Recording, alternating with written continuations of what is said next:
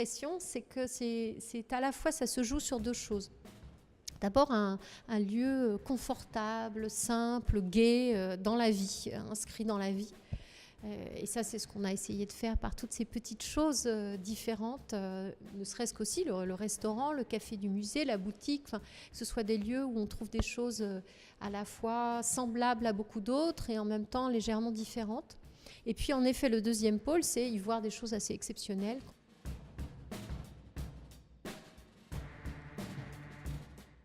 De musée ne m'appartient pas, les collections ne m'appartiennent pas, les visiteurs ne m'appartiennent pas. Et donc, je fais une différence très forte entre le projet du musée, qui est plus une lecture un peu extérieure que je peux avoir sur ce que je pense être les éléments essentiels, fondamentaux, fondateurs de l'identité de la ville et du lieu, et mes propres goûts. Alors, évidemment, ça finit par légèrement se rejoindre parce qu'on ne peut pas éviter d'être soi. Et quand on dirige une grosse institution de ce type, quelque chose de vous-même, évidemment, passe dans les décisions que vous prenez. Ce qui ne veut pas dire que le j'aime s'identifie, quand je dis j'aime cette œuvre ou je ne l'aime pas, ça ne s'identifie pas à j'aime le chocolat ou j'aime pas le poisson.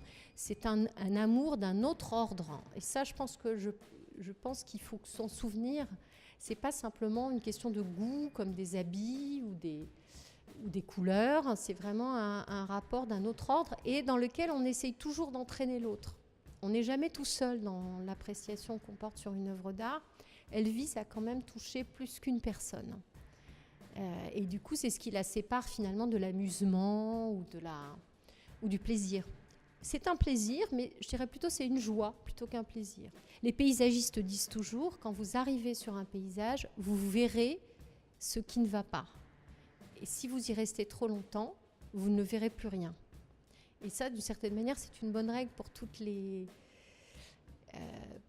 prise en charge finalement de la direction d'un nouveau lieu, ou d'un lieu tout simplement, c'est ne pas perdre cette lucidité du départ et essayer d'y travailler le plus rapidement possible afin que vous soyez vous-même avalé, absorbé, aspiré par le cours normal de ce qui vous entoure. Être légèrement étranger aux choses, pour moi, est un avantage.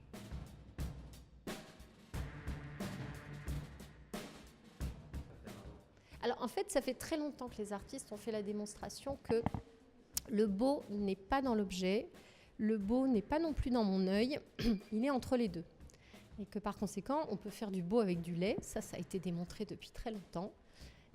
C'est une question d'organisation finalement du regard, c'est-à-dire de cet entre-deux, entre soi et les choses. Donc en effet, le musée d'art est peut-être juste un musée contemporain qui n'a pas oublié l'art, qui n'a pas oublié la question du beau, mais la question des beaux-arts, qui est une question très hiérarchique, où il y aurait les arts nobles et les arts moins nobles, ça c'est une question assez dépassée.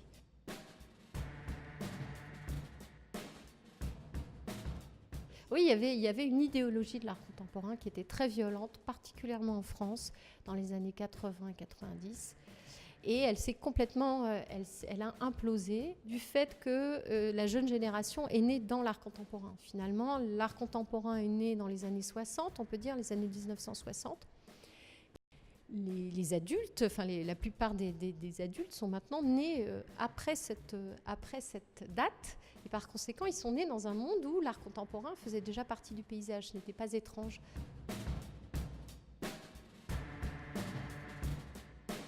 Ah, j'ai eu peur, j'ai cru que vous alliez me dire, est-ce qu'il y a un artiste contemporain vivant que vous détestez? Alors évidemment, il y en a un certain nombre. Je ne suis pas forcément fascinée par les artistes comme des pop stars. Je n'ai pas un tempérament de midinette vis-à-vis des artistes. Moi, ce qui crée le frisson, l'émotion, le moment d'extase, s'il peut y en avoir un, c'est vraiment avec une œuvre. Et bizarrement, elle a presque une personnalité. Quand je rencontre une œuvre qui me touche, c'est presque comme si c'est elle qui me regardait et pas que moi qui la regardais. Et du coup, ce que j'ai envie de rencontrer, c'est la prochaine œuvre d'art qui va me faire frissonner. Ça oui, l'artiste qui l'a produite, il pourrait me décevoir parce que ça n'est qu'un être humain, donc nettement moins.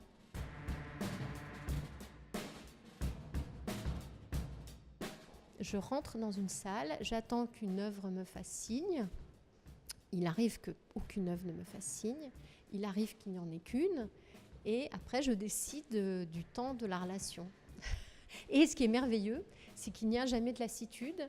Et également, ce qui est merveilleux, c'est que je peux revenir et le miracle, en général, va se reproduire, mais légèrement différemment.